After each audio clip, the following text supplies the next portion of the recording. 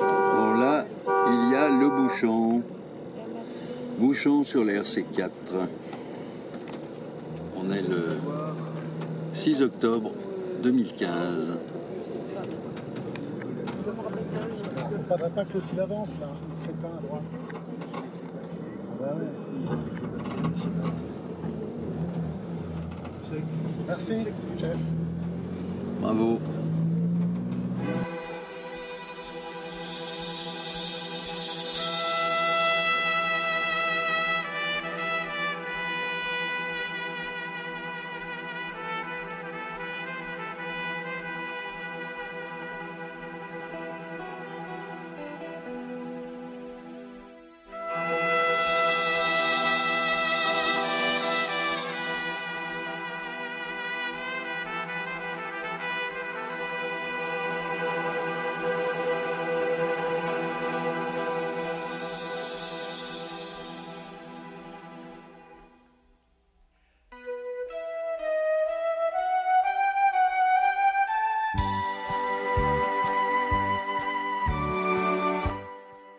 Oui, bonsoir Thierry, je suis à Tatke, donc actuellement avec le padré Kao, et j'ai fait le point sur pas mal de choses. Je vais t'envoyer plusieurs messages vocaux, et comme ça tu auras tranquillement le temps de les écouter et de bien de réfléchir. Ok, bye bye.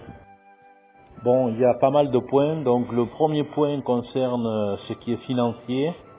Alors il a bien reçu le premier virement de 2537 € de la part de l'évêque et il n'a pas encore reçu le virement de 8000 €. Alors concernant l'électricité, elle n'est pas prévue dans le devis, mais lui il prend à son compte. Donc il n'y aura rien à ajouter pour l'électricité, il prend à son compte. Bon, en ce qui concerne les travaux, j'ai vu, c'est du travail sérieux et bien fait. Concernant la charpente, elle est entièrement refaite comme je t'ai envoyé sur la photo. Et ils sont en train actuellement de refaire le sol, donc tu as bien vu. Je t'ai joint une photo également, donc le sol Antomètre a été enlevé. Et c'est un sol neuf. En revanche, concernant les meubles, a priori, d'après ce que j'ai compris, l'hôtel, au moins une partie de l'hôtel reviendrait en place, ainsi que les bancs et quelques photos. Bon, mais c'est très difficile au niveau de la communication parce qu'il ne parle pas très bien anglais. Et donc son anglais est approximatif et la communication n'est pas simple. Concernant le déplacement de la Vierge Marie, a priori elle restera à sa place. En revanche, ils vont effectuer des travaux de rénovation en construisant des murettes, d'après ce que j'ai compris. Et bon, il y a un coût assez important. Et là, j'ai pas très bien compris qui c'était qui prenait en compte ou si c'était eux. Mais a priori, je pense que ce soit eux. Demain devrait venir donc vers 11 h un homme du Souvenir Français, un Français donc du Souvenir Français de Chine. Donc je serai présent également et je te rendrai compte de ce qui se passe. Concernant les deux plaques, donc ils sont favorables. Il m'a même montré déjà l'endroit où elles seraient exposées. Deux plaques donc. Et il n'y a pas besoin de prévoir le paiement. Lui il s'en occupe, il prend à son compte également. Les travaux seront terminés le mois prochain et l'inauguration est prévue un dimanche de l'année prochaine, si j'ai bien compris, le dimanche 2 septembre. Concernant les hôtels, il y a deux hôtels, en fait c'est des guest house sur Tatke, avec une capacité à peu près de entre 20 et 30 places, et il y a possibilité de loger des personnes donc dans les familles, d'après ce que m'a dit le père Kao. L'effectif donc de la ville de Tatke, en fait c'est un village, hein, il y a 600 catholiques et 2000 personnes à peu près, 2000 personnes au total.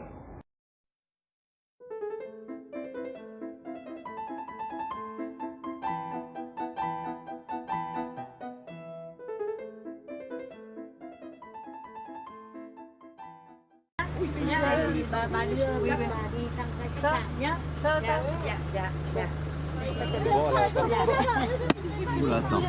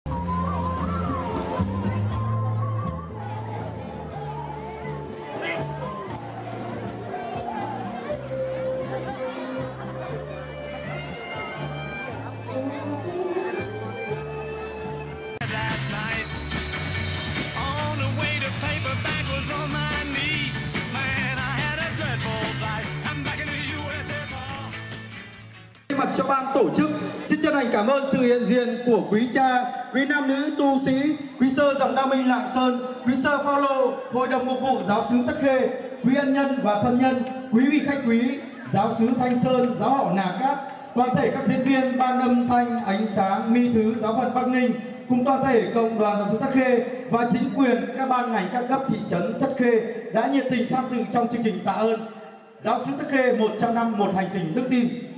Et nous, sincèrement, remercions la présence de Vietnam Espérance, l'ANAPI et leurs amis. Merci beaucoup. Merci beaucoup. Và nguyện xin Thiên Chúa chúc lành cho toàn thể cộng đoàn và chương trình lễ kỷ niệm và truyền chức linh mục của chúng ta vào ngày mai. Xin Chúa, xin chúc quý cộng đoàn có một đêm an lành. Giáo xứ Tất Khê chúc con xin chào và hẹn gặp lại.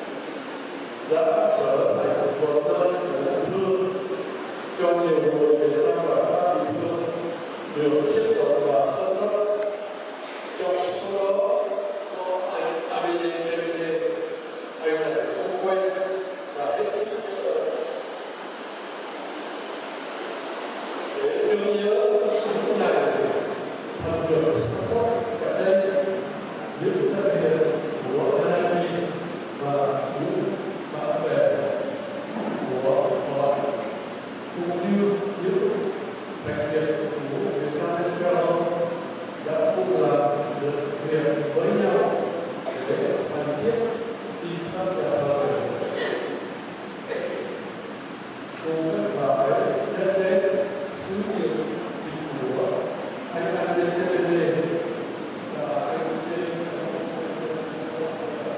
d'air. Il est là.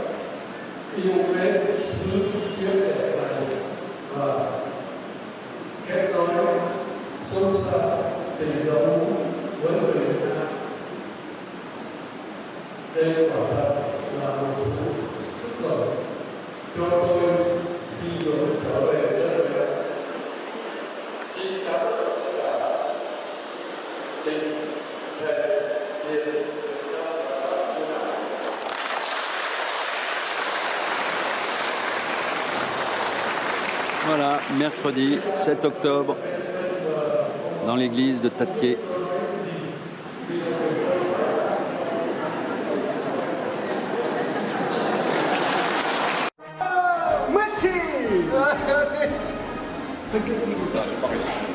après, on jette le verre par